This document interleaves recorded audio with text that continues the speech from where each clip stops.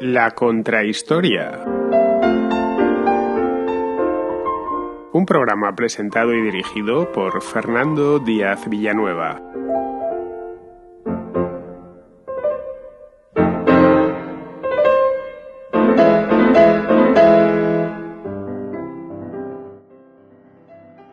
Entre los siglos I y II de nuestra era se sucedieron 3 guerras entre los rebeldes de la provincia de Judea y el Imperio Romano. La primera guerra judeo-romana duró 7 años. Se extendió entre los años 66 y 73. La denominada Guerra de Quitos tuvo lugar ya en el siglo II, entre los años 115 y 117, e involucró a comunidades judías que se encontraban en la diáspora, repartidas por distintas partes del imperio, como Chipre, la Cirenaica, que estaba en la actual Libia, o Egipto. El último y definitivo enfrentamiento entre judíos y romanos tuvo lugar entre los años 132 y 136, y se le conoce como Revuelta de Bar Kokhba. En todos los casos fueron revueltas que pretendían que Judea recuperase el estatus de reino independiente que había perdido cuando Octavio Augusto lo convirtió en provincia tras la muerte de Herodes el Grande. Durante las primeras décadas de dominación romana reinó una frágil paz que fue debilitándose a partir del reinado del emperador Calígula. Unos años más tarde, ya con Nerón en el trono, se produjo un levantamiento a gran escala. El emperador envió a uno de sus mejores generales, Tito Flavio Vespasiano, para sofocarlo. Ese mismo general se haría con la corona 3 años más tarde, y ya como César remataría la guerra de Judea, tomando tras un largo asedio el último reducto de los judíos en la montaña fortaleza de Masada, junto al Mar Muerto. Jerusalén fue destruida y tras la derrota miles de judíos se vieron forzados a exiliarse y establecerse en otras partes del imperio. En el año 115, coincidiendo con la campaña contra los partos de Trajano, se produjo otra revuelta judía, pero no en Judea, sino en Cirenaica, Chipre y Egipto, donde vivían numerosas comunidades de expatriados. El imperio reprimió nuevamente la rebelión, asignando 2 legiones que se emplearon a fondo. La comunidad judía de Chipre desapareció y las de Cirenaica y Egipto quedaron muy afectadas y disminuidas. 20 años más tarde, los romanos decidieron refundar Jerusalén con otro nombre, el de Aelia Capitolina, en honor al emperador Publio Helio Adriano. En el lugar donde había estado el segundo templo, ordenaron levantar un templo pagano dedicado al culto de Júpiter, deidad superior del panteón romano. Esto ocasionó gran disgusto entre los judíos que aún continuaban residiendo en la provincia. Fue ese malestar el que aprovechó Simón Bar Kokhba para poner de nuevo al pueblo judío en armas, erigiéndose como un caudillo mesiánico.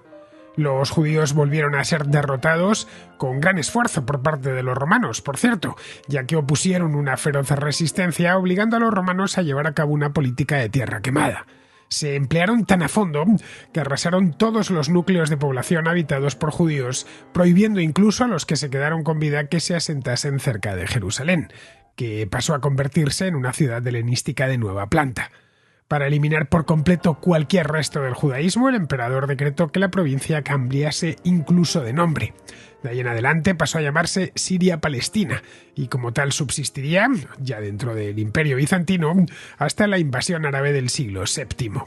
Las guerras judeo-romanas tuvieron un impacto devastador para el pueblo judío, que se vio obligado a emigrar y a asentarse en distintas partes del imperio. Se convirtieron entonces en una minoría dispersa, errante y perseguida, una maldición que duraría casi 2000 años.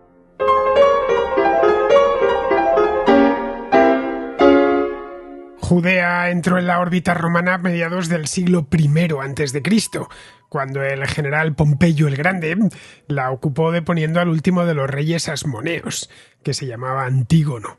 Les acusaban a los asmoneos de ser aliados de los partos y por lo tanto de constituir una amenaza para Roma, una amenaza insoportable, y es la razón por la que intervinieron. La República Romana, de cualquier manera, en aquel momento, estamos hablando en torno al año 30-40 a.C., no convirtió aquello en una provincia, sino en un protectorado con un rey cliente llamado Herodes.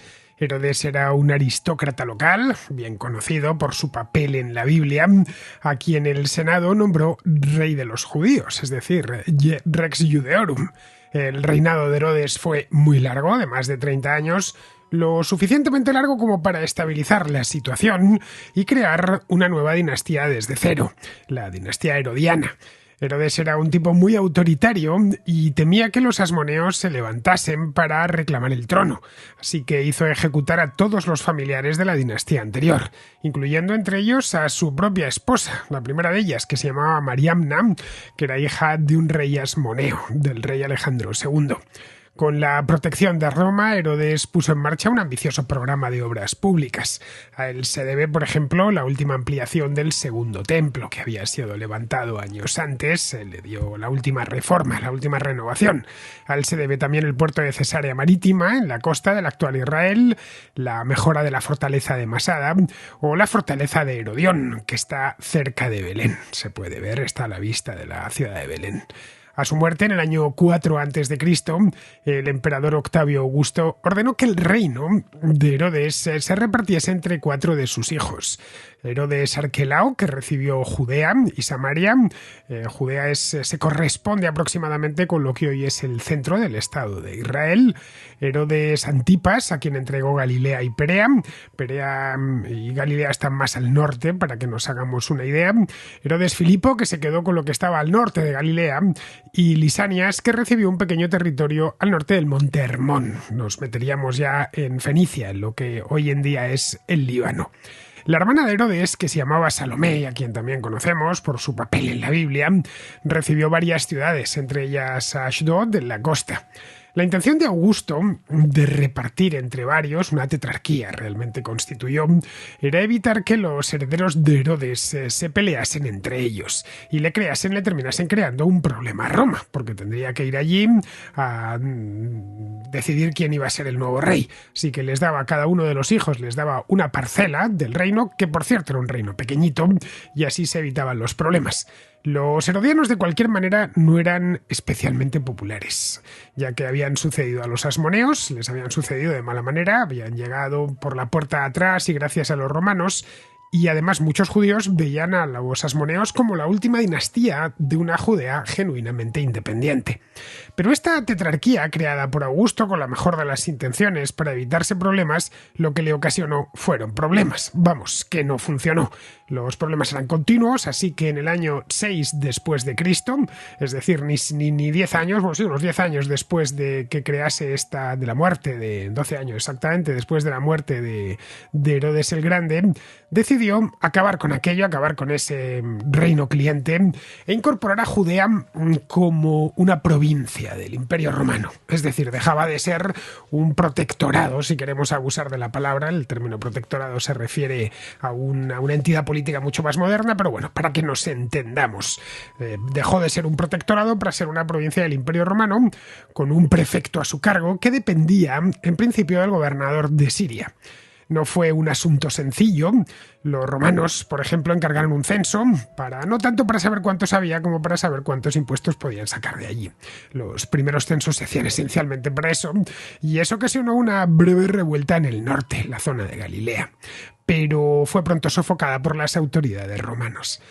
Augusto sabía que aquello era un polvorín, un lugar en el que no solo vivían judíos, convivían varios pueblos, muchos de ellos hablaban, una buena parte de los que vivían en esa zona del mundo hablaban griego desde que había llegado allí Alejandro Magno, y luego posteriormente hubo reyes helenísticos, por lo tanto el griego estaba muy implantado, era de hecho la lengua franca de esa parte del Mediterráneo en aquel entonces, estamos hablando de principios del siglo I después de Cristo. Es decir, convivían varios pueblos y había muchos odios que se habían ido macerando durante los años.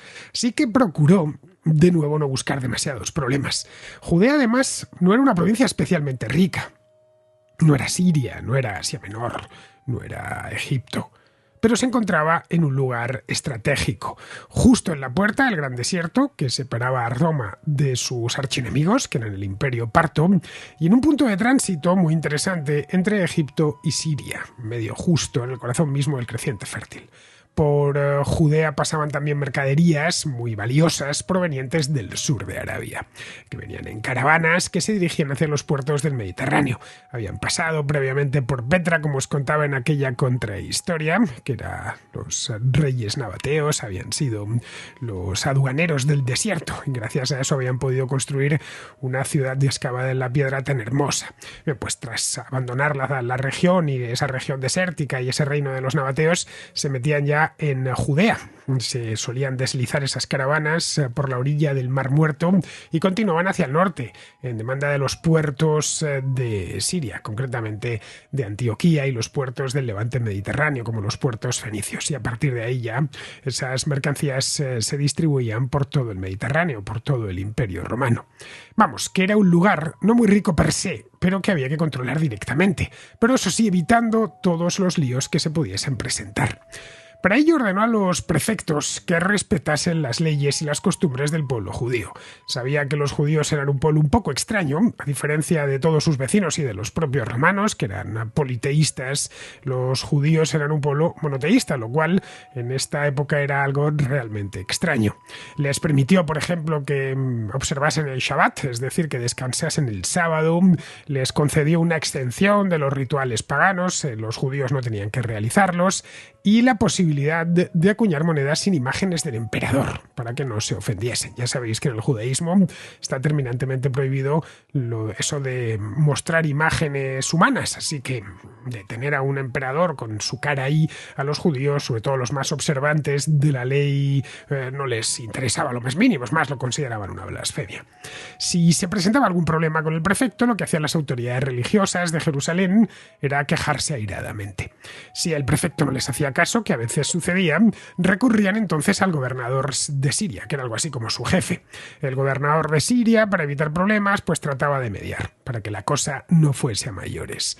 Durante las 3 primeras décadas de dominio romano, es decir, desde principios del siglo I hasta la década de los años 30, la provincia de Judea, recién fundada, fue esencialmente tranquila.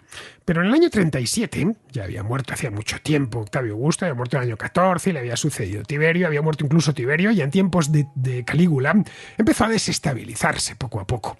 Los judíos no tanto contra los romanos como contra sus vecinos. Los judíos acusaban a los grecoparlantes que vivían allí desde siglos antes, les acusaban de no respetarles, y los griegos acusaban a los judíos de que no eran leales al emperador, porque se negaban a rendir culto a figuras como Octavio Augusto o como Tiberio, que a su muerte habían sido divinizados. Era muy normal en esta época, el siglo I y el siglo II, que conforme moría un emperador automáticamente le declaraban Dios, y se establecía a partir de ahí el culto imperial, que llegó a alcanzar ya en el siglo II y en el siglo III unas dimensiones bastante grandes. Era un dios que había pasado por la tierra y se le levantaban templos a su muerte, especialmente si el emperador había sido, pues como el caso de Octavio Augusto, ¿no? Una persona muy respetable que todos admiraban. Calígula respondió a eso encargando, a modo de venganza, así que no queréis rendir culto a figuras a mis antepasados. Bien, pues mandó tallar una estatua de sí mismo que habría de colocarse en el mismo templo de Jerusalén. Transmitió la orden al gobernador de Siria, que se llamaba Publio Petronio, para que le diese curso, para que buscase un escultor, se aprovisionasen de material y se levantase esa estatua. Pero claro, Petronio vivía en Siria, vivía en Antioquía, y conocía toda esa zona, conocía bien su provincia, así que conocía la región, vamos, y sabía que eso era una insensatez que causaría problemas innecesarios. Así que lo que hizo Petronio fue dilatar la cuestión, todo lo que pudo, dar largas, hasta que alguien en Roma convenció a Calígula de que no era la mejor idea, y se abandonó el proyecto, aun con todos los rumores de que el emperador tenía pensado levantar una estatua de sí mismo, como si fuera un dios viviente, dentro del propio templo, ocasionó mucho malestar. Unos años más tarde, ya con el emperador Claudio en el trono, volvieron a aparecer problemas. Se produjo una insurrección breve en Galilea, acaudillada por los hermanos Jacob y Simón. El prefecto en este caso reaccionó con rapidez y ambos hermanos fueron ajusticiados. Años después, en el año 64, fue nombrado procurador de Judea un tipo llamado Gesiofloro, cuya esposa era amiga de Popea Sabina, la segunda mujer de Nerón. Gesiofloro sabía que los judíos en el templo acumulaban una gran cantidad de riquezas, especialmente de dinero proveniente de las ofrendas que le llevaban todos los judíos de la zona, de la propia ciudad y por supuesto de toda Judea. Un tesoro sin explotar que despertó la codicia de Floro y de Nerón. Orquestaron entonces un plan. El emperador exigiría a los sacerdotes del templo que le entregasen 17 talentos en conceptos de impuestos atrasados. Un talento, os preguntaréis cuánto era. Un talento era muchísimo dinero. Es una medida griega y era lo que entraba aproximadamente en una ánfora. Es decir, más o menos unos 30 kilos de plata. Pues bien, pedía 17 de esos.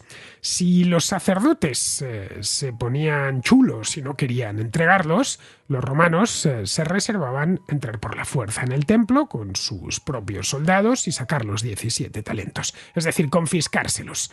Los sacerdotes naturalmente se opusieron y lo que hizo Floro fue cumplir su amenaza. Envió a sus tropas para confiscar los 17 talentos de plata que les habían exigido.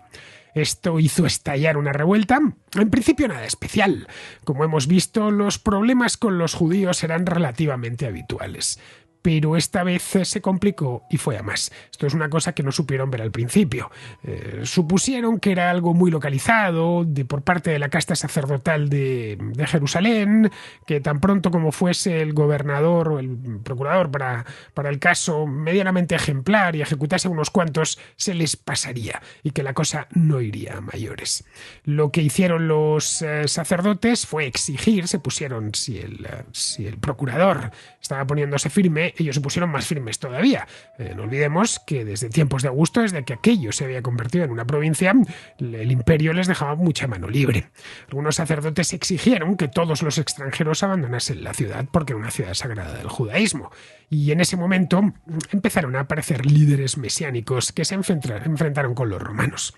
El ala más moderada de los judíos trató de resolver el asunto por las buenas, es decir, puenteando, saltándose a Gesiofloro, a quien consideraban un maximalista y además un ladrón, y enviando un emisario a Antioquía, que era la capital de la provincia de Siria, para que hablase con el gobernador, que en aquel momento era Cestio Galo. Es decir, lo que habían hecho en otras ocasiones cada vez que tenían un problema. Fueron hasta esta comitiva enviada por esta facción moderada, llegó hasta Antioquía y contó a Cestio Galo lo que estaba pasando en Judea. Y como el procurador se estaba extralimitando en sus funciones, estaba violando los acuerdos con los que el imperio había llegado 30 años antes, mucho antes, más de 30, en tiempos de Augusto, 60 años antes, con los judíos cuando se convirtió en provincia, en definitiva, que estaba creando problemas donde no lo sabía. Había ido todo como la seda, de vez en cuando se producían algunas revueltitas menores, pero nada realmente grave. Galo sabía perfectamente, no era tonto, era el gobernador de Siria, una de las provincias más importantes del Imperio Romano y una de las más solicitadas por parte de los nobles romanos, de los patricios, porque era donde mejor se podía robar. Los gobernadores romanos solían ser extraordinariamente corruptos y que le mandasen a uno a una provincia pobre, pues no era tan interesante como que le mandasen a una provincia rica, como el caso de Siria o Egipto o Asia Menor, donde podían hacer verdaderas fortunas. Bien, Cestio Galo no quería problemas. Sabía perfectamente que detrás de eso estaba Nerón, que también tenía sus propios planes. Así que no quiso meterse en líos e ignoró las súplicas de los judíos que habían acudido hasta él.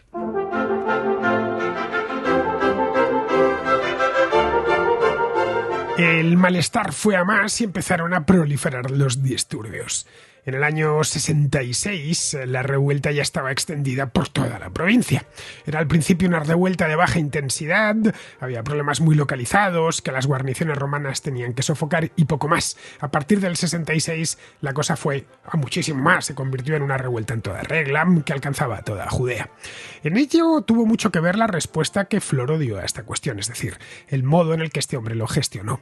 En lugar de pacificar y buscar acuerdos con facciones más radicales, razonables, como esa que había enviado a estos emisarios hasta Antioquía, con las que llegar pues, a un pacto y tranquilizar el asunto, lo que hizo fue llenar todo de soldados. Encarceló a los sacerdotes rebeldes, les torturó, algunos los crucificó para que sirviesen de ejemplo, y esto consiguió lo que tenía que conseguir, es decir, encendió aún más la indignación de la población judía. La guarnición romana en Jerusalén fue asaltada por los insurrectos y empezaron a aparecer partidas armadas de judíos que atacaban los símbolos romanos y mataban a todos aquellos que fuesen ciudadanos romanos o que fuesen griegos y estuviesen muy romanizados, es decir, a todos los que no fuesen judíos. Una de las facciones judías más violentas, los conocidos como sicarios, los sicarii, atacaron y asaltaron la fortaleza de Masada y se hicieron con ella. En ese momento la tenían, la fortaleza era más antigua, la había reformado y ampliado Herodes el Grande, entre otras cosas porque tenía miedo de su propio pueblo y había decidido que en el caso de una necesidad no era mal lugar para refugiarse. Y cuando murió Herodes el Grande vino la tetrarquía, que duró muy poco tiempo, y luego ya los romanos la tomaron y enviaron una guarnición hasta Masada para mantenerse allí, mantener la presencia allí. No había muchos soldados porque no había nada que temer en ese momento, simplemente era un punto de vigilancia, sobre todo para vigilar si había alguna incursión desde el este, desde el desierto, incursión parta evidentemente, y para vigilar y custodiar bien el comercio que fluía desde el sur, desde el desierto de Arabia. Pero evidentemente para ese cometido no hacía falta tener mucha gente. Así que los sicarios llegaron y conocían bien la zona, además llegaron hasta Masada, asaltaron la fortaleza y se apoderaron de ella. Los soldados romanos en Jerusalén también fueron asesinados y la ciudad quedó en poder de los rebeldes. Es decir, que Roma había perdido la capital de la provincia. Tan pronto como, no la capital propiamente dicha, que era Cesarea Marítima, pero sí la capital espiritual y el lugar central de la provincia. Tan pronto como las noticias llegaron a Antioquía, el gobernador, este hombre del que hablábamos antes, Cestio Galo, debió pensar que no se podía esperar otra cosa, que en cierta medida, en buena parte, el problema lo había ocasionado Gesio Floro con su intransigencia. Pero bueno, decidió enviar una legión, la 12ª Fulminata, es decir, la 12ª Relámpago, reforzada con unidades de la Legión Tercera Gálica, la 4ª Escítica y la 6ª Ferrata, aproximadamente unos 30.000 soldados, para restablecer el orden en la provincia. La legión capturó Narvata y los rebeldes se retiraron a Séforis. Se refugiaron en la colina de Atzmón, pero fueron derrotados tras un breve asedio. Más tarde Galo llegó a Acre, que está en la Galilea occidental, ya pegado en la costa, y luego marchó hacia Cesarea y Jafo. Todo esto son localidades costeras, donde perpetró una masacre, según las fuentes. Continuando hacia abajo con su campaña militar, Galo tomó Antipatris y se enfrentó con los rebeldes de Jerusalén en Geba, donde perdió casi 500 soldados ante los rebeldes de Judea, que habían encontrado un caudillo, un tipo llamado Simón Bar Giora. La 12ª Fulminata consiguió abrirse paso y tomar Jerusalén, pero por razones desconocidas decidieron retirarse hacia la costa, que no está muy lejana, donde fueron emboscados cuando bajaban hacia la costa y derrotados por los rebeldes en la batalla de Bet Jorón. Unos 6.000 soldados romanos, según las fuentes, murieron y muchos más resultaron heridos en la batalla. La legión fue un desastre absoluto. La legión perdió incluso su águila. El águila era el más importante de todos los estandartes que llevaban los legionarios. Perder el águila significaba que la derrota había sido sin paliativo posible. Aquello fue una humillación tremenda para los romanos. No estaban luchando contra los partos, contra un imperio grande y respetable. Estaba luchando contra simples partidas de rebeldes dentro de una provincia suya. Ni siquiera estaba luchando contra bárbaros como los que tenían en el otro lado del Rin o del Danubio. Sobre una provincia ya debidamente controlada y dominada. Eso sí, eran rebeldes muy bien organizados y que conocían al dedillo, como la palma de su mano, el territorio. Los rebeldes, que como os decía estaban capitaneados por Simón Bar Giora, se animaron con la victoria de Bet Jorón y se dirigieron hacia la ciudad de Ascalón para hacerse con ella. Pero sobreestimaron sus fuerzas y no lo consiguieron. Les ocasionó esto muchas pérdidas y les forzó a cambiar de táctica. Decidieron entonces pasar a una guerra defensiva, tratando de controlar ciudades y fortalezas. Tras la derrota de Galo tuvo que retirarse, Cestio Galo, las legiones, tuvieron que retirarse, dejando mucho espacio para que los rebeldes se reorganizasen. Lo que hicieron fue convocar una asamblea del pueblo, bajo la guía espiritual de un tipo llamado Simeón ben Gamliel, y se formó un gobierno provisional de Judea, en Jerusalén, de una Judea ya independiente. Un antiguo sumo sacerdote del templo, un tipo llamado Ananus ben Ananus, fue nombrado como jefe de gobierno y comenzó a reforzar las defensas de la ciudad y a organizar la resistencia nombrando comandantes de zona. Por ejemplo, de zona no solo para Jerusalén, sino para toda Judea. Josefo Matías fue enviado como comandante a Galilea, Josefo Simón como comandante en Jericó, Juan Elisene como comandante en Jafo, Eleazar Ananías como comandante en Edom, en el sur, Menasés fue designado comandante para Perea y Juan Ananías para Gofna y Acrabeta. Es decir, quería tenerlo todo, este hombre lo quería tener todo, Ananus ben Ananus quería tenerlo todo controlado. Pero a pesar de esa apariencia y de la asamblea del pueblo que habían hecho en Jerusalén, la unidad de los judíos no estaba ni mucho menos asegurada. El líder de los sicarios, que se llamaba Menahem ben Yehuda, trató de hacerse con el control de la ciudad, arrebatándoselo a Ben Gamliel, que era el líder espiritual, y a Ananus ben Ananus. Fracasó, fue ejecutado y los sicarios restantes fueron expulsados de la ciudad. Lo que hicieron fue entonces retirarse a la fortaleza de Masada, que poco antes habían liberado de los romanos. Desde Masada los sicarios pasaron a controlar las rutas que provenían del sur y que, como os decía antes, se ceñían a la costa del Mar Muerto para llevar mercancías desde Arabia hasta Siria.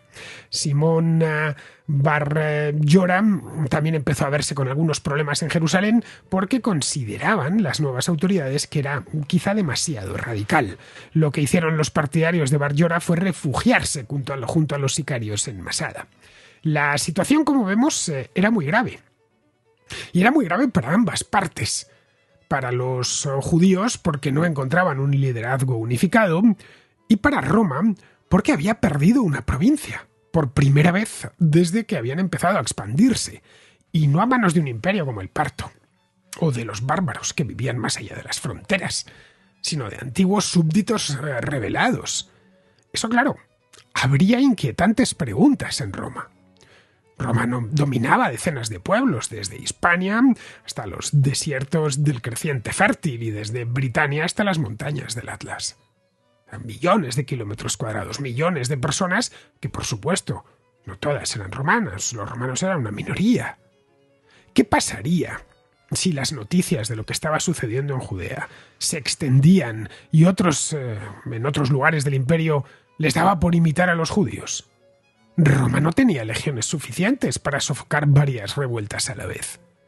Las legiones, además, no estaban concentradas donde podían presentarse los problemas.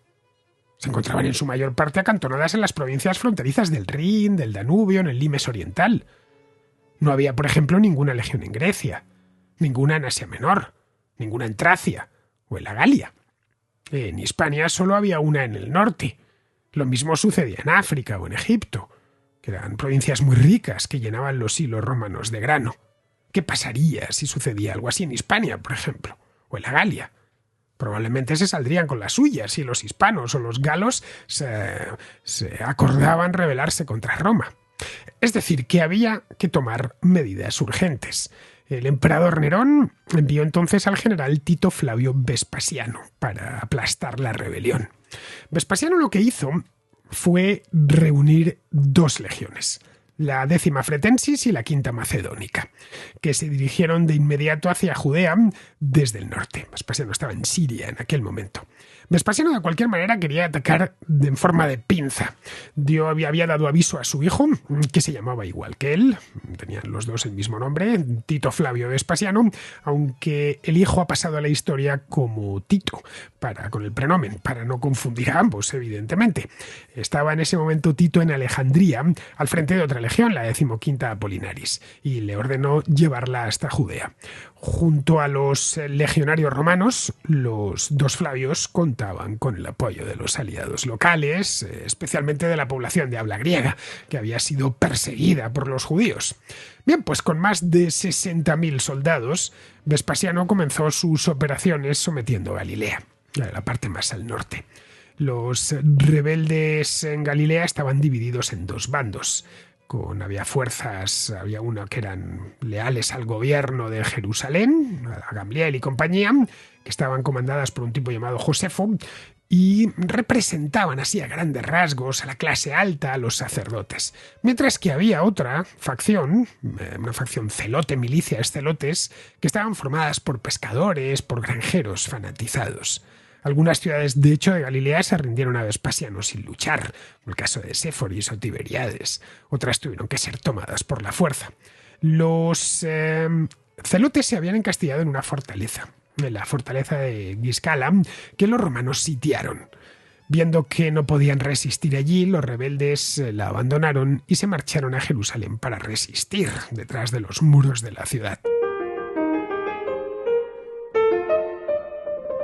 En el año 68, claro, con 3 legiones las cosas se hacen mucho más rápidas.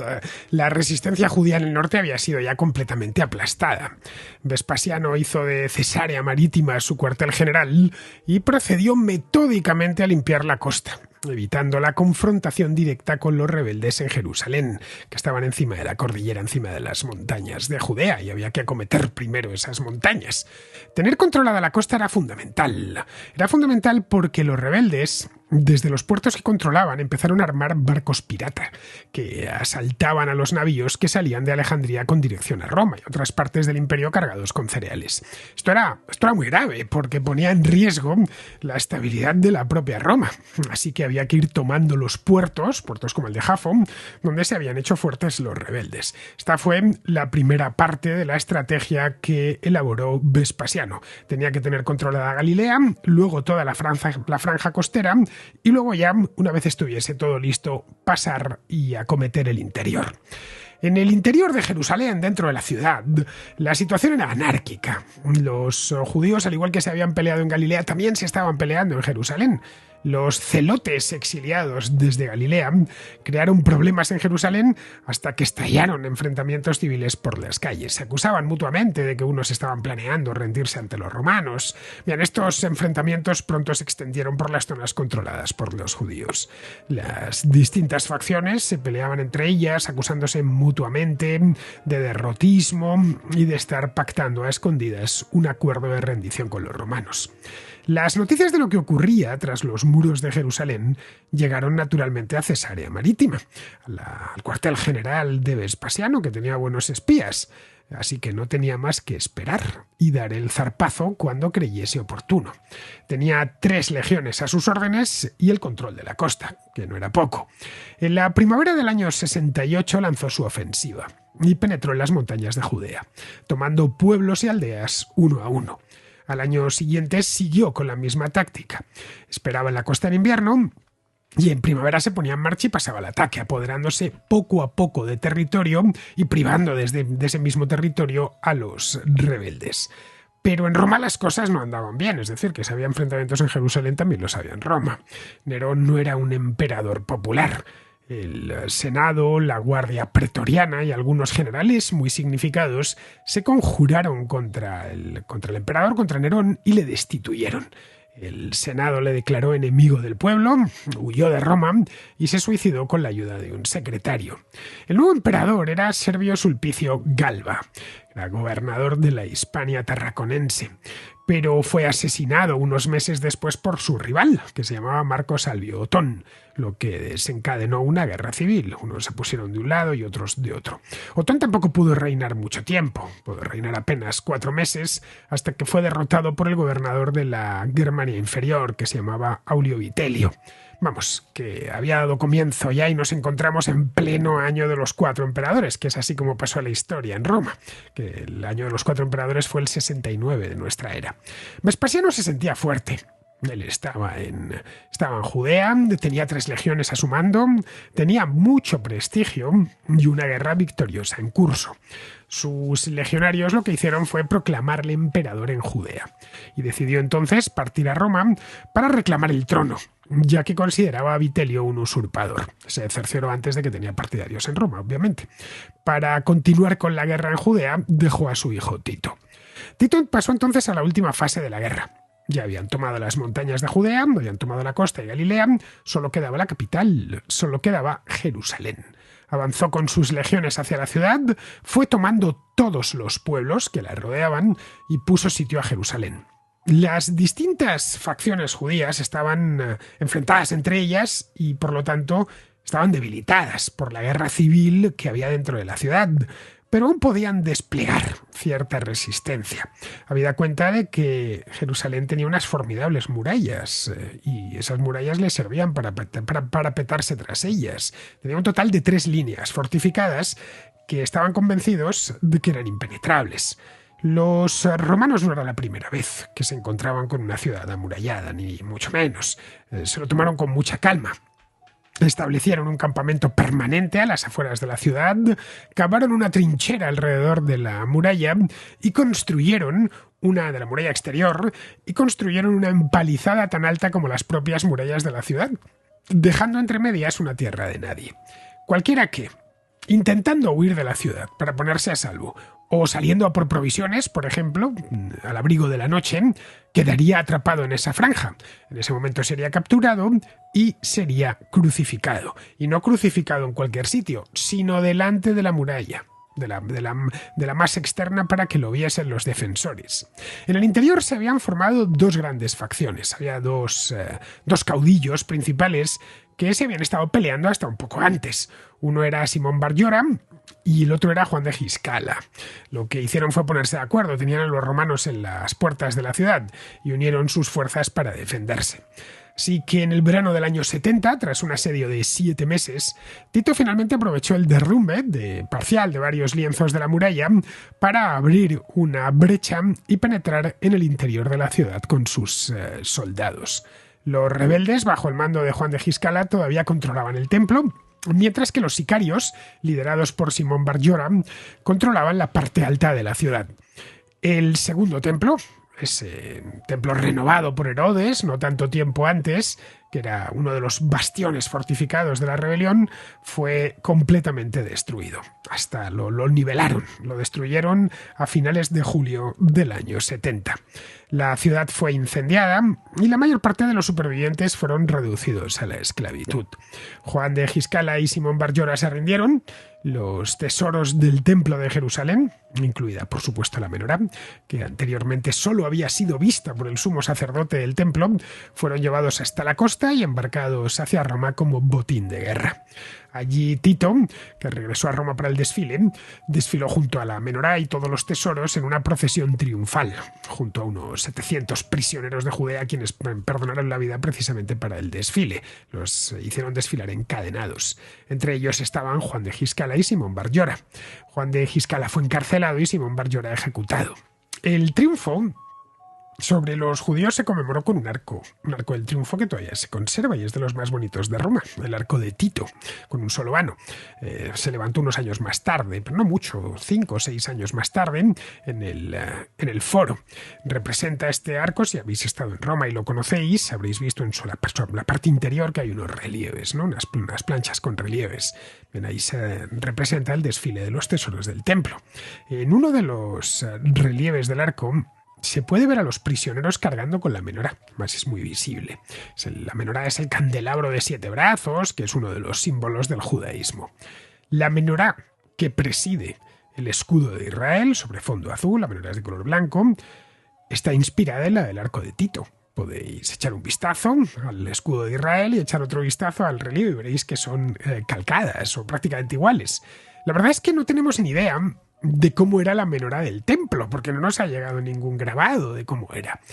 Solo sabemos cómo la representó aquel artista romano que fue más o menos coetáneo de aquello. No tenemos ni idea si este artista, porque se hizo unos años más tarde, el escultor, el que esculpió esto, había tenido la menor adelante. Lo desconocemos.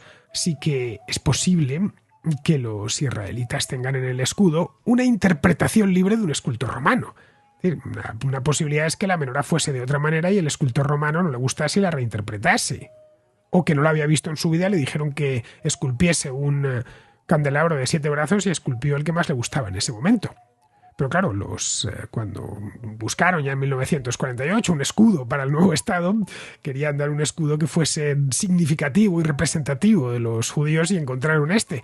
Al menos era antiguo, era casi coetáneo del final del Segundo Templo.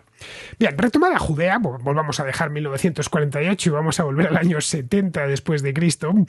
Recuperada ya Judea, al año siguiente Tito regresó a Roma, pues para este desfile y para reunirse con su padre, que ya era emperador. Vespasiano viviría unos cuantos años más, hasta el año 79, y le heredaría a Tito, sería el siguiente emperador. Lo que hicieron padre e hijo fue nombrar un nuevo gobernador, un tipo que se llamaba Sexto Lucilio Bajo, cuya tarea era hacer limpieza y suprimir los últimos focos aislados de resistencia judía. Y le dejaron para ello una legión, la 10ª Fretensis, cuyo objetivo y cuya tarea era asediar y tomar las pocas fortalezas restantes que aún resistían en manos de los rebeldes. Bajo tomó Herodión y luego cruzó el Jordán para capturar la fortaleza de Maqueronte, que está junto a la costa del Mar Muerto, en la actual Jordania. Bajo murió de unas fiebres un poco después y le reemplazó Lucio Flavio Silva, que se dirigió al último bastión de los rebeldes y el más difícil de todo, la fortaleza de Masada. Fue con toda su legión, con la Fretensis, con la 10ª Fretensis, a por ella, pero aquello no era el Herodión, aquello era más difícil. Aquello se antojaba realmente inexpugnable, ya que se encontraba en lo alto de un cerro y en la parte superior, este cerro es completamente plano, prácticamente plano, y allí habían construido una ciudad completa, con todo lo necesario para resistir un prolongado asedio. Tenía un palacete, tenía incluso grandes almacenes para provisiones. Todo esto se conserva. Si vais a Israel lo podréis ver, veréis las ruinas, obviamente, pero se conserva bien. La sensación hoy, en pleno siglo XXI, cuando se ve desde abajo, es que aquello es inexpugnable, que es, en el caso de que si no contásemos con aviación y medios de guerra modernos, sería muy difícil acabar con un grupo que se ha encastillado ahí arriba y que está dispuesto a resistir. Bien, eso es lo que se encontró Lucio Flavio Silva cuando llegó allí. Era una fortaleza famosa en aquel momento. Esa es la razón por la cual los rebeldes había sido de las primeras fortalezas que recuperaron, sabiendo, como había imaginado Herodes en el pasado, que en el caso de necesitarla sería el lugar perfecto para refugiarse y para mantener dos cosas. La primera, poder hostigar Judea desde allí, mediante expediciones de castigo, y la segunda, controlar el comercio que seguía fluyendo desde el sur. Y eso proporcionaba recursos continuos a quien estuviese en esa fortaleza que controlaba ese corredor comercial. Tenían en Masada hasta un ingenioso sistema de aprovisionamiento de agua, a pesar de que está en el desierto más absoluto. La cosa iba para largo, así que Flavio Silva colocó a sus legionarios en torno a la fortaleza en varios campamentos. Los campamentos, por lo menos la base se conserva todavía, se ven desde la fortaleza, y les encargó construir una rampa de tierra por la que pudieran ascender y trasladar las torres de asedio para derribar la muralla exterior. Luego había otra interior que era más resistente, porque estaba hecha con capas de piedra, arena y madera entremezcladas, que con el impacto de los arietes no solo no caían, sino que se compactaban aún más, se hacían más fuertes. Pero los romanos eran muchos, unos 10.000, y los rebeldes pocos, unos 1.000 aproximadamente. Así que tras 7 meses de asedio, Masada fue asaltada, todo esto ocurrió en el año 73, fue tomada al asalto. Los que estaban dentro no podían resistir más. Eso sí, no se rindieron. Los ocupantes se suicidaron en su práctica totalidad. Solo 7 de los 967 que había cuando culminó el asedio quedaban en el interior con vida.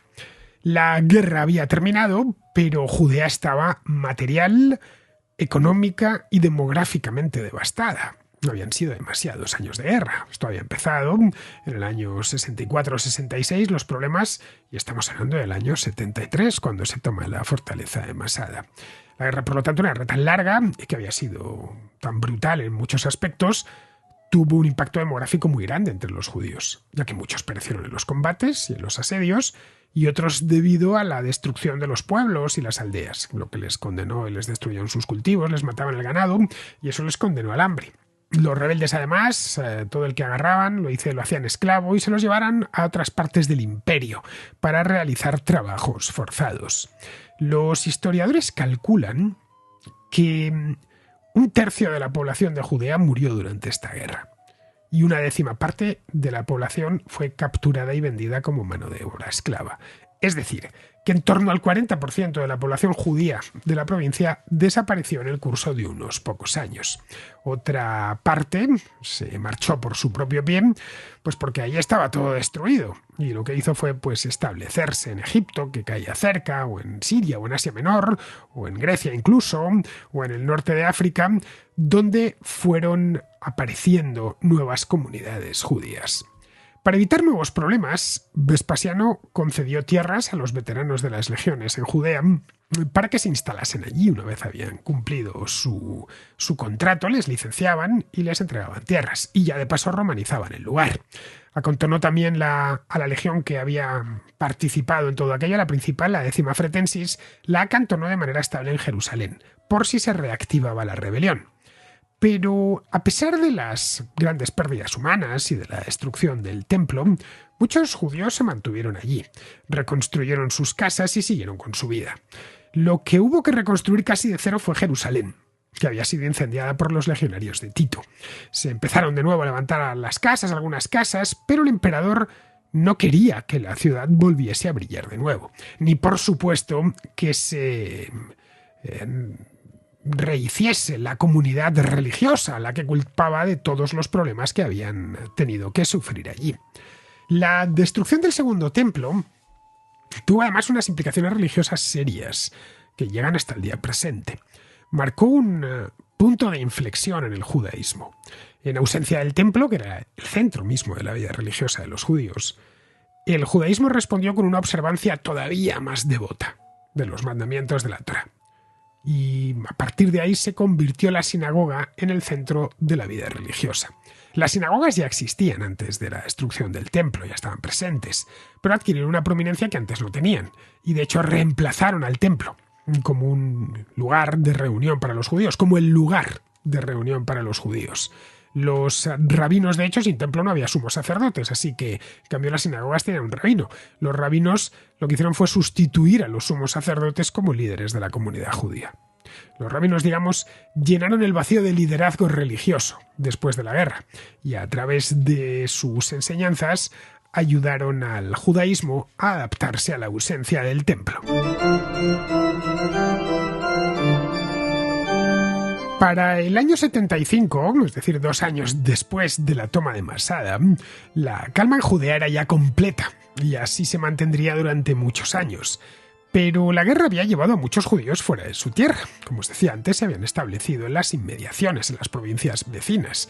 Esas comunidades se asentaron y fueron creciendo durante las siguientes décadas. En el año 115, 40 años después de la guerra, el emperador Trajano lanzó una campaña contra los partos por el control de Armenia. Esto os lo contaba hace no mucho en esa contrahistoria que hice sobre Trajano el Grande. La titulé y contaba no esta historia con los judíos, que fue un asunto menor, pero sí la campaña final, que fue la campaña de Partia por la cuestión esta de Armenia. Bien, fue la campaña crepuscular del reinado de Trajano. Bien, para ello necesitaba tropas, por lo que las distrajo de las legiones orientales, entre ellas de la Fretensis, la que estaba en Jerusalén.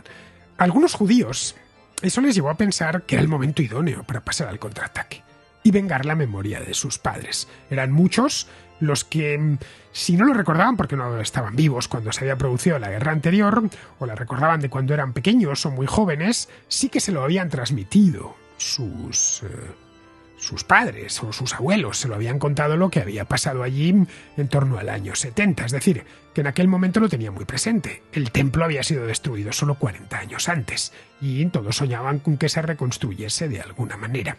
Así que vieron que esta era una posibilidad. Ese año se produjeron algunas revueltas menores y la mecha pronto prendió entre las comunidades de la diáspora.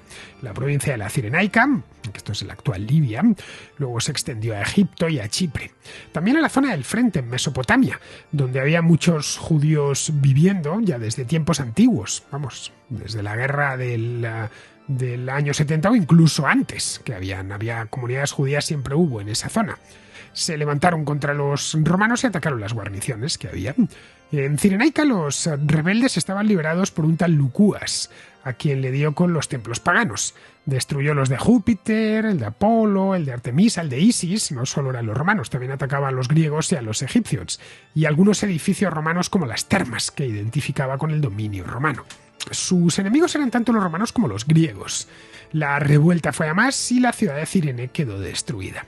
Lucúas se animó y llevó a los rebeldes hasta Alejandría, que no quedaba muy lejos, por la costa del norte de África. Entró en la ciudad y le prendió fuego. Los templos egipcios y la tumba de Pompeyo fueron destruidos. Trajano, avisado, estaba en Mesopotamia en ese momento, avisado de lo que estaba sucediendo en Egipto, tuvo que reaccionar inmediatamente y enviar tropas, que se emplearon a fondo hasta acabar con los rebeldes. Que les llevó casi 2 años pacificar aquella zona. De manera concomitante, la isla de Chipre también prendió la rebelión. Un caudillo judío llamado Artemión tomó el control de la isla y fue persiguiendo a los habitantes, que eran grecoparlantes. Trajano, allí no había destacamento romano de ningún tipo porque no había hecho falta, así que Trajano tuvo que enviar un ejército de urgencia a la isla para pacificarla y acabar con los rebeldes. No tardaron mucho en conseguirlo, y tras ello el emperador decretó que los judíos no podrían vivir en Chipre a partir de ese momento, ni siquiera pisar la isla. Y eso era extensible a las víctimas de un naufragio. Es decir, en el caso de que un navío naufragase cerca de las costas de Chipre y en su interior fuesen 3 judíos, el resto podían nadar hasta la costa y entrar en Chipre, pero los judíos no, los judíos estaban condenados a ahogarse. En África, Lucúas había conseguido huir de los romanos y fue a Judea para convencer a los judíos de allí que se rebelasen, que el momento había llegado. Se hizo fuerte en la ciudad de Lida, que es el actual Lod, obligando a los romanos a ir a por él. Un ejército sitió Lod y la tomó y pasó a cuchillo a todos los que habían participado en la rebelión. Poco después murió Trajano. Le sucedió Adriano, que no estaba de acuerdo, como os contaba en aquella contrahistoria, con la guerra en Mesopotamia contra los partos. Le parecía que después de lo de Dacia era innecesario abrirse un nuevo frente e incorporar nuevas provincias. Así que una de las cosas que hizo Adriano fue reajustar las fronteras y, consciente de que Judea y los judíos seguían siendo un problema, ordenó que se estableciese en Cesarea Marítima una legión más, la Sexta Ferrata, para disuadir a posibles rebeldes de eso mismo, de rebelarse. Que en un espacio tan pequeño había 2 legiones estacionadas permanentemente, la 10ª Fretensis en Jerusalén y la Sexta Ferrata en Cesarea Marítima. Con eso pensó Adriano que bastaría, sobraría y bastaría. Pero no fue así. Unos años más tarde estalló otra revuelta de mayores dimensiones, la conocida como revuelta de Bar Kokhba. No se sabe muy bien por qué estalló esta rebelión tan grande en un momento de prosperidad como fue el reinado de Adriano. El hecho es que había tensiones acumuladas desde hacía ya mucho tiempo. Entre la primera guerra judía y la segunda habían pasado más de 40 años, como hemos visto. Entre la segunda y la tercera pasaron solo 18. Muchos de los que habían visto la Segunda Guerra Judía, que se conoce como Guerra de Critos, aún la recordaban cuando estalló la revuelta de Bar Kokhba. De hecho, muchos se habían rebelado en aquel momento. Habían pasado solo 18 años. El motivo más inmediato que vendría a explicar la rebelión es la construcción de una nueva ciudad sobre lo que había sido Jerusalén. Jerusalén en ese momento se encontraba aún en ruinas. Habían pasado ya como 60 años desde la destrucción por parte de Tito, pero no había renacido la ciudad como tal. Adriano quería resignificar aquello. Habían pasado un montón de tiempo y no sabía muy bien qué hacer con Jerusalén. Adriano pensó que lo suyo era fundar una ciudad nueva. Ordenó que se levantase una ciudad de nueva planta, que se llamaría como él, se llamaría Aelia Capitolina. No lo de Capitolina, pero sí lo de Elia. No olvidemos que Adriano, su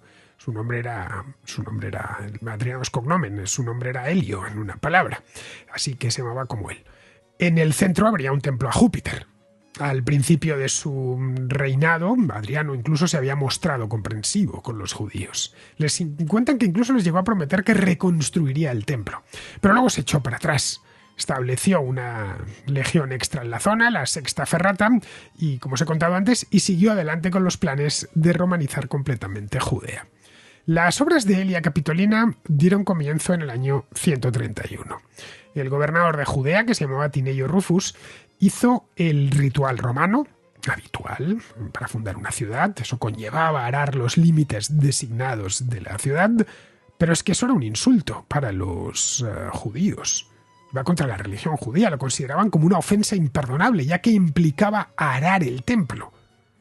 Los romanos emitieron incluso monedas con la inscripción de Elia Capitolina, con la efigie de Adriano en el anverso, para mostrar su intención de llegar hasta el final y convertir Judea en una parte más del mundo romano. Los cabecillas judíos, que estaban tremendamente disgustados, empezaron entonces a planear otra revuelta, en la que tenían, eso sí, que evitar los errores que habían cometido durante la Primera Guerra, 60 años antes. Al año siguiente la revuelta estalló. La encabezaba un tipo llamado Simón Bar Kokhba y se extendió rápidamente por todo el país, hostigando a las guarniciones romanas. Mediante una táctica de guerra de guerrillas, atacaron a las unidades de la 10ª Fretensis, que se vieron sobrepasadas y tuvieron que reclamar en su ayuda a los legionarios de la Sexta Ferrata, que estaba en la costa. El gobernador de Siria recibió las noticias y se temió lo peor. Ya se ha armado de nuevo, estaba relativamente cerca la Primera Guerra Judía.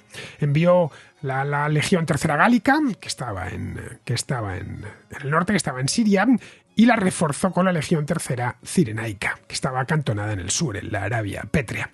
El estallido y el éxito inicial de esta rebelión pilló a los romanos por sorpresa. Al principio, los rebeldes se valieron de guerrillas que atacaban y se retiraban. Pero Bar Kokhba, sintiéndose fuerte, porque una buena parte de la población judía le apoyaba, pasó al enfrentamiento directo. Bar Kokhba se hizo nombrar Nasí, es decir, príncipe de Israel. Un rabino que se llamaba Akiva, que era el líder espiritual de la revuelta, le identificó como un mesías. Él no se llamaba Bar Kokhba, él se llamaba Simón Bar Kosiba, pero él entendió que se llamaba Bar Kokhba porque Bar Kokhba en hebreo significa hijo de la estrella. Esto tenía una referencia bíblica. En el libro de los Números 24:17 dice textualmente: descenderá una estrella de Jacob, aludiendo al Mesías. Así que vieron que el nombre se parecía, Kosiba, Kokhba, y dijeron, ya está, este hombre Akiva dijo que está entre nosotros. Se anunció entonces que había llegado el momento de la liberación del pueblo de Israel y se llegaron incluso a reacuñar monedas romanas, obviamente, reacuñarlas con la simbología rebelde. Pero la táctica de enfrentamiento directo contra los romanos no funcionaba, porque se habían reforzado con 2 nuevas legiones de soldados profesionales bien equipados. Los rebeldes decidieron entonces pasar a una guerra defensiva muy particular, desde los pueblos y las ciudades que controlaban, pero no atrincherándose en ellos, como habían hecho en la guerra del año 70, sino dejándolos abiertos y escondiéndose tanto los guerrilleros como sus armas y sus partidarios en cuevas y sótanos. Las montañas de Judea están llenas de cuevas, por lo que no costó mucho crear toda una red de escondites en los que guarecerse cuando aparecían los romanos. Los romanos de pronto descubrieron que no tenían a quién combatir, pero que en cuanto se daban la vuelta les atacaban o les emboscaban. Así que tras una serie de reveses, Adriano cambió de general, llamó a un general por el que tenía mucho aprecio, que se llamaba Sexto Julio Severo, que estaba en Britania en aquel momento, y que era un experto en este tipo de guerra. Severo estudió el problema y reclamó tropas de otras partes del imperio. Se llevó 2 legiones desde Europa, la 9ª Hispana, que estaba en Britania, y la 10ª Gémina, que estaba en Panonia, en el limes del Danubio. Había, por lo tanto, 6 legiones en Judea: la 10ª Fretensis, la 6ª Ferrata, la 3ª Cirenaica, la 3ª Gálica, la 9ª Hispana y la 10ª Gémina, comandadas por un general muy capaz, como era Sexto Julio Severo. El tamaño del ejército romano reunido contra los rebeldes de Bar Kokhba era de hecho mucho mayor que el de Tito 60 años antes. Tito había conseguido reunir 3 legiones. Este hombre tenía 6. Severo veía que además no tenía tiempo que perder, que no podía hacer como Vespasiano, que se tomó el asunto con más tranquilidad. Tenía que lanzarse a por los rebeldes. Los fue persiguiendo con paciencia y brutalidad. Los iban sacando de sus escondites y de sus pueblos y los iban ajusticiando. No podía quedar uno con vida. Bar Kokhba se refugió en la fortaleza de Betar, que está al suroeste de Jerusalén, en lo alto de las montañas de Judea, en un lugar muy apartado. Severo le localizó, alcanzó la fortaleza y le puso sitio durante el verano del año 135. Terminaron, como era previsible, tomando la fortaleza de Betar y le atraparon. Claro, bueno, atraparon a Kokhba y atraparon a todos. Les pasaron a cuchillo a todos los ocupantes, incluyendo, por supuesto, al rabino Akiva, este que había visto el Mesías en Bar Kokhba. La tradición cuenta que a Akiva le martirizaron los romanos desollándole vivo. A Bar Kokhba le atraparon, le ejecutaron y enviaron la cabeza a Roma como trofeo de guerra y prueba de que Severo había triunfado. Esto hay una versión paralela, la versión rabínica, la que ha pasado a la tradición judía, y es que al parecer Bar Kokhba murió de una mordedura de serpiente que había enviado el propio Yahvé, que le había retirado previamente su protección al tratarse de un falso Mesías. Así que no sabemos realmente de cuál manera murió Bar Kokhba. Lo que sí está claro es que no sobrevivió a aquella. Tras la caída de Betar, los romanos no querían ya más disgustos en Judea. Había sido demasiado aquello. Recibieron órdenes de limpiar completamente de judíos la provincia. Se encargó esta labor a una de las legiones que había participado en el asedio, la tercera cirenaica. A la vuelta de unos meses se habían apagado, todos los ecos de la rebelión de Bar Kokhba. No quedaba nada. Esta rebelión fue importante. Bueno, de hecho, no fue la última rebelión judía en Judea. Habría algunas más posteriormente, pero de muy pequeño tamaño. Pero sí tuvo revestida de una gran importancia histórica, visto desde después. A diferencia de lo que ocurrió después de la Primera Guerra Judeo-Romana, la población judía de esa provincia quedó realmente diezmada después de la revuelta. No conocemos los números, pero quedaron realmente muy pocos judíos allí. La mayor parte de la población judía o fue asesinada o fueron vendidos como esclavos u obligados directamente a exiliarse. Para que no quedase ni un solo resto de la presencia de judíos en aquel lugar, la provincia de Judea pasó a llamarse Siria-Palestina. Le cambiaron el nombre. Los que consiguieron escapar de allí se establecieron en otras partes del imperio, donde desde 60 años antes había comunidades judías, desde el final de la Primera Guerra. El espacio que dejaban fue ocupado por veteranos romanos de las legiones o colonos que llegaban desde Siria o desde Arabia. Aún así, muchas aldeas se quedaron despobladas durante siglos. Algunas de esas aldeas se reconvirtieron en monasterios con la llegada del cristianismo.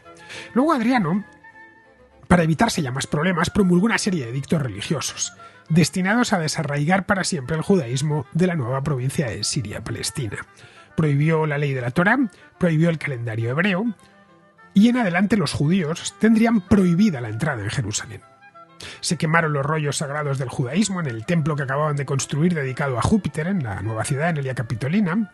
Bueno, junto al templo, lo que hizo Adriano fue levantar la estatua que había ideado levantar Calígula un siglo antes. Una estatua de sí mismo. La intención de destruir esta asociación que había entre los judíos y Judea, que se compartían el nombre, y prohibir la práctica de su fe, era erradicar realmente a aquel pueblo o que se fuese a otra parte, pero que saliese de allí. Un pueblo que había encadenado otras rebeliones en 60 años, infligiendo muchas bajas al ejército romano.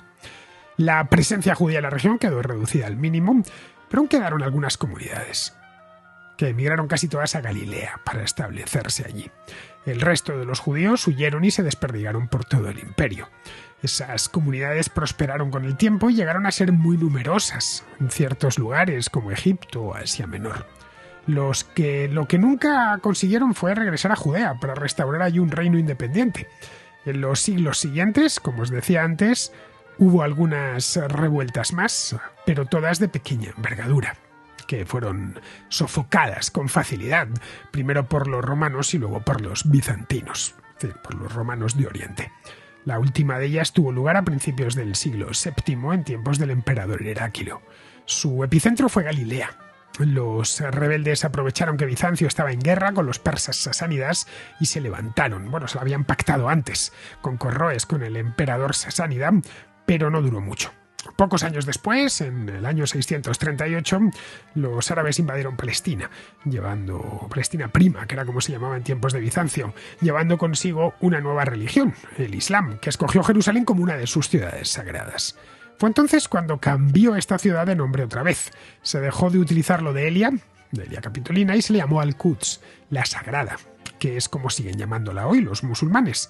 Los nuevos gobernantes musulmanes se sabían en minoría y llegaron a un acuerdo tanto con judíos como con cristianos. A ambos les permitieron seguir practicando su religión, pero sometidos a un impuesto especial. Para los cristianos, que eran quienes habían mandado allá hasta ese momento, aquello fue una fatalidad, pero para los judíos una oportunidad, ya que dejaron de esconderse y pudieron volver a Jerusalén.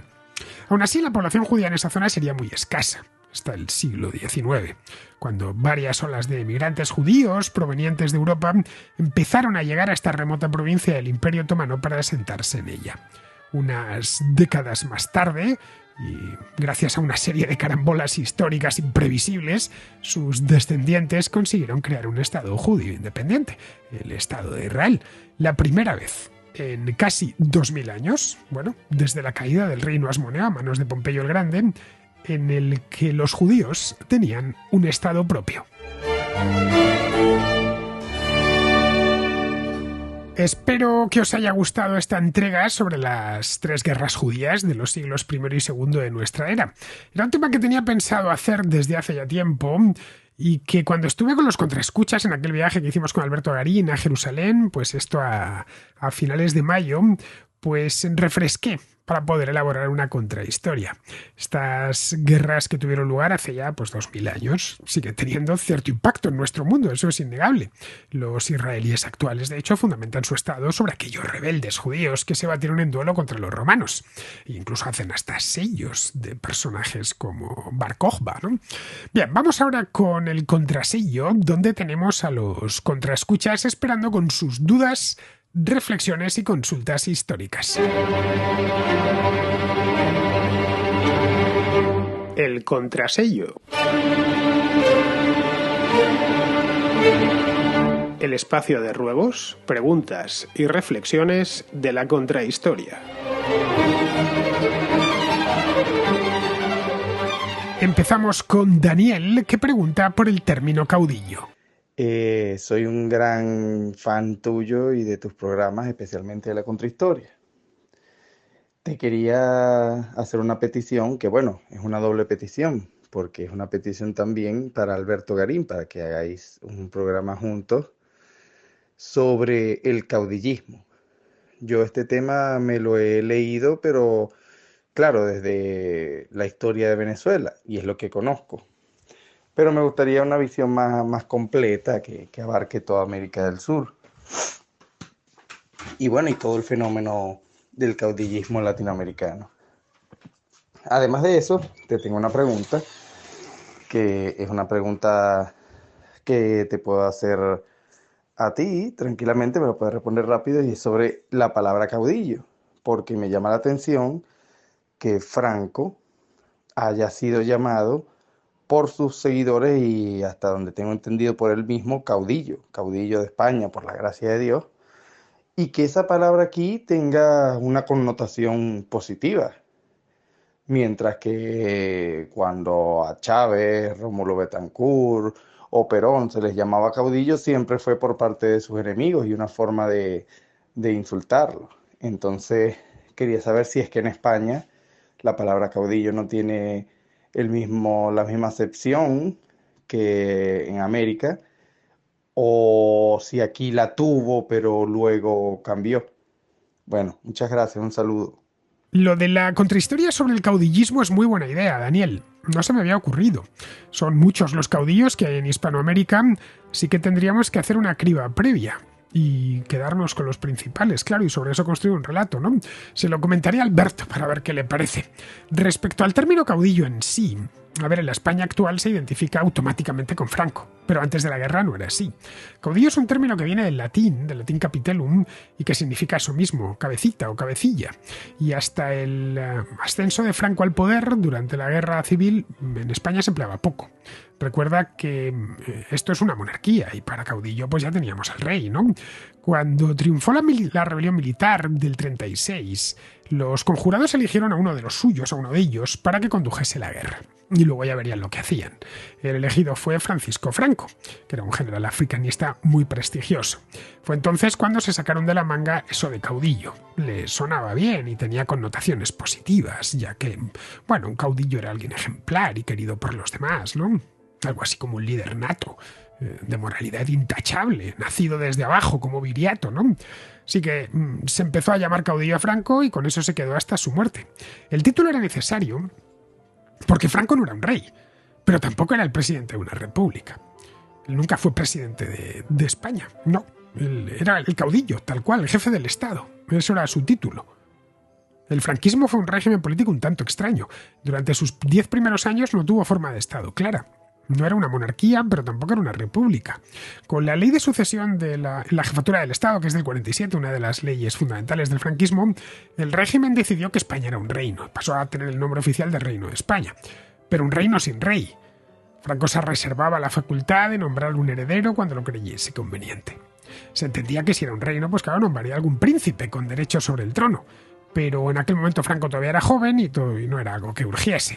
Así que se quedó con lo de caudillo durante muchos años más, hasta el momento de su muerte. La palabra quedó ya en ese momento con una connotación negativa tras la muerte de Franco. Y hoy en España, si dices caudillo, pues es casi un sinónimo de decir Franco. Cuando adoptó el sobrenombre, esto fue en los años 30, claro, era común que algunos dictadores se pusiesen este tipo de títulos, un poco rimbombantes, ¿no? Recuerda que Mussolini se puso lo del Duce, que es el conductor, ¿no? El guía, y Hitler lo de Führer, el director sería. En alemán Führen es dirigir y Führung es guiar, así que pensaron que no quedaba mal eso de caudillo. Una palabra que además tenía resabios hispánicos y patrióticos. El título fue usado de forma muy intensa por la propaganda franquista. Estaba incluso en las monedas. Recuerdo yo de niño que pues los 80, ¿no? Que todavía quedaban en circulación algunas monedas de 5 y de 25 pesetas de la época de Franco. Y al leerlas ponía eso de Francisco Franco, caudillo de España por la gloria de Dios o por la gracia de Dios, no me acuerdo. Yo realmente no sabía lo que era un caudillo, porque no me había criado en el franquismo y claro, no había recibido toda esa propaganda. Y bueno, y lo mismo le debió suceder a los españoles de los años 30, cuando lo leyeron por primera vez en las monedas, o lo recibieron de la propaganda. Vamos, que fue un título muy atado al franquismo y del que el propio título, ya ves tú, en la palabra en sí, no tiene la culpa de nada. La palabra salió tremendamente desprestigiada. Pero aún así la palabra caudillo es una palabra útil. De ahí se deriva caudillaje o el verbo acaudillar. ¿No? Bar Kokhba, el que acabamos de ver en el capítulo de hoy, plantando cara a los romanos en la Judea del siglo II, era un caudillo de manual. Bien, vamos ahora con Gonzalo, que se plantea más que un título, un sobrenombre. Se plantea cuál será el sobrenombre histórico con el que pase a la historia Juan Carlos I. Hola, Fernando. El otro día estuve escuchando un contracorte que hiciste sobre Carlos II, el hechizado, y comentaste que a tu juicio el sobrenombre que el pueblo les ponía a los reyes era una forma de evaluar el conjunto de su reinado. Estas palabras tuyas me llevaron a pensar en cuál sería el sobrenombre más adecuado para Juan Carlos I. Y bueno, en honor a Santiago Carrillo se me ocurrió Juan Carlos I el Breve. En honor a Pizarro se me ocurrió Juan Carlos I el Bribón. Y en honor a Jiménez de los Santos, Juan Carlos I el Campechano. Pero, no sé, la verdad es que todos estos sobrenombres creo que hacen referencia a una parte de su reinado, pero no hacen justicia con el global. No sé, a lo mejor habría que ponerlos todos juntos y sería Juan Carlos I, el rey largo, bribón y campechano. O quizás sea demasiados sobrenombres, no lo sé. ¿Tú qué piensas? También se me ocurre que en estos tiempos de dobletes, de paridad y de dobletes, podría ser, y dado que Juan Carlos I no nació en España, sino en el extranjero, podría ser Juan Carlos I el rey bárbaro y Bárbara rey. También podría ser una solución. Bueno, ¿tú qué piensas? Pues mira, Gonzalo, no tenemos ni idea de cómo conocerán nuestros descendientes a Juan Carlos I. El breve no le podrán llamar, porque reinó casi 40 años y eso no es breve. Pero lo del campechano o el bribón sí que podría quedarse con ellos, ya que son dos sobrenombres muy conocidos hoy. Pero eso no significa que soporten el paso del tiempo. Si dejamos a un lado las pasiones del momento y nos ceñimos a su reinado, yo creo que lo más justo sería llamarle a Juan Carlos el Restaurador, porque restauró la democracia que se había perdido en 1936 y restauró la dinastía, y la monarquía en sí, que se había abandonado, la dinastía había abandonado el trono en 1931. Lo más significado de su reinado, que no gobierno, es esa doble restauración. Ahora bien, si nos atenemos a las circunstancias, dejamos las circunstancias personales, políticas a un lado y nos vamos más a las personales, ya sería distinto. En el caso de las políticas, algunos reyes han tenido sobrenombres políticos. El caso de Alfonso XII, a quien llamaron el pacificador. Pero si vamos solo a cuestiones personales de su carácter, pues vale tanto lo de bribón como lo del campechano. Podríamos ser también el mujeriego, ¿no? Eso ya dependerá de quién utilice el sobrenombre. Recuerda que a veces hay uno favorable y otro desfavorable. Fernando VII fue el deseado y también el felón. Pero vamos, que no tenemos ni idea de cómo tratará la historia Juan Carlos I. Depende mucho de si la monarquía se mantiene o no. Si sucede lo primero, supongo que serán más clementes con él. Si es destronada, cargarán las tintas contra su reinado y su persona. Pero bueno, el futuro no lo conocemos. Bien, seguimos con Yeri, que tiene una pregunta sobre la carrera de historia. ¿Tú consideras que a cualquier persona, por ejemplo como yo, que soy un amante de la historia, me encanta la historia, aunque ahora no pueda estar estudiando tanta historia como me gustaría, para cualquier persona como yo, ¿tú qué recomiendas? ¿Que estudiemos la carrera de historia? ¿O que simplemente leamos libros de historia y leamos enciclopedias y demás en vez de meternos en una carrera? Porque como las carreras últimamente están tan politizadas, tan llevadas siempre hacia una ideología, ¿tú qué recomiendas? ¿Que nos metamos en una universidad, sea pública o privada, o que directamente, pues, por nuestra cuenta autodidacta, estudiemos historia? Un saludo y sigue con tu programa. Mi recomendación, Yeri, va a ser siempre que vayas a tu aire. Otra cosa es que necesites la carrera para algo. Para, por ejemplo, que si quieres hacer una oposición o ser profesor en un instituto, qué sé yo. En ese caso sí necesitas la carrera de historia. Pero si simplemente eres un aficionado, te interesa la historia, un periodo concreto, unos personajes concretos, lo suyo es que lo estudies a tu ritmo, buscando tus propios mentores y dedicándole mucho tiempo. En la carrera lo que te van a poner es unas asignaturas y unos conocimientos que tienes que adquirir. Así, de manera exigida, obligada. Y muchos de ellos no te van a interesar absolutamente nada. De hecho, te obstaculizarán hacia dónde se dirigen tus verdaderos intereses. Esa es la verdad. La educación formal persigue la certificación, no el conocimiento. No lo olvides. El conocimiento se adquiere con voluntad y tiempo, no asistiendo a clase, tomando apuntes y realizando exámenes. Así que si eres un simple aficionado y quieres saber más, ve por tu cuenta. Hoy hay un montón de información disponible en Internet. Tienes infinidad de libros, hay documentales, películas, todo muy accesible. En ningún otro momento había sido tan fácil estudiar cualquier cosa, no solo historia, ¿eh? Ahora, si lo que quieres es profesionalizarte dentro de la historia, pues ahí sí. Ahí ya te recomendaría que estudiases la carrera. Pero vamos, que esto de la historia no es la abogacía, la arquitectura o la medicina, ¿eh? Historiador es aquel que conoce bien el periodo de historia que está tratando o el personaje que está tratando, ¿no? No el que tiene la licenciatura. Bien, queridos, pues con esto terminamos ya la contrahistoria de hoy. Espero que haya sido de vuestro agrado y me despido de todos vosotros. Hasta la próxima contrahistoria.